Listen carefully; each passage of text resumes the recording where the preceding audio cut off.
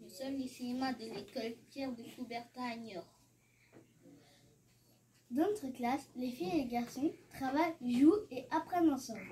Alors quand la maîtresse nous a proposé de participer à un concours sur l'égalité filles-garçons, nous pensions que nous n'aurions rien à dire sur ce sujet.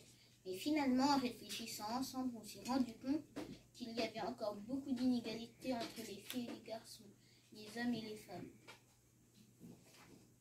Le sport, de nombreux préjugés perdurent.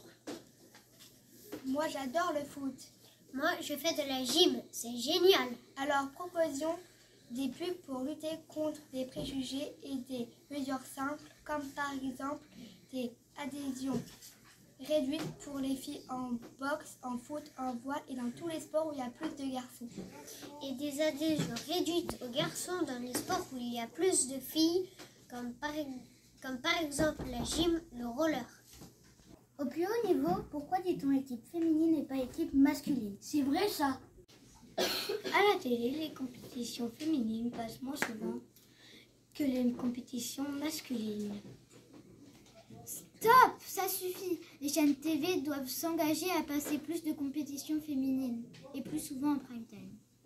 Les journaux, les magazines et radios doivent s'engager à mettre en avant les sportives et à leur consacrer plus d'articles. Nous, on fait attention aux qualités des autres. La gentillesse, le fair play, la sincérité. On ne juge pas un copain, une copine sur son apparence, son origine et sa religion. On choisit dans notre équipe quelqu'un qui a des compétences, du talent, de l'expérience. Peu importe que ce soit une fille ou un garçon. Dans certains cours d'école, les garçons qui jouent au foot prennent beaucoup de place et laissent peu d'espace aux autres. Des solutions existent. Donner à chacun la possibilité de jouer à tous les jeux.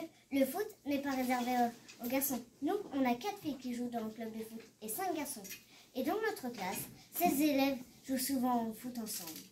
Dans toutes les écoles, on peut partager la cour en fonction des jeux et non en fonction du genre. Dans le monde du travail, c'est encore pire. Aujourd'hui encore, les femmes sont moins payées que les hommes. Pourtant, en France, une loi existe depuis 1972. À travail égal, salaire égal. Donc, appliquons cette loi. Ailleurs dans le monde, en Afrique mais aussi en Asie, il y a des pays où les filles n'ont pas le droit d'aller à l'école.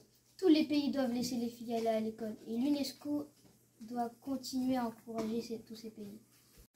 N'oublions pas que, comme le dit l'ONU, faire progresser les droits des femmes, c'est faire progresser la paix.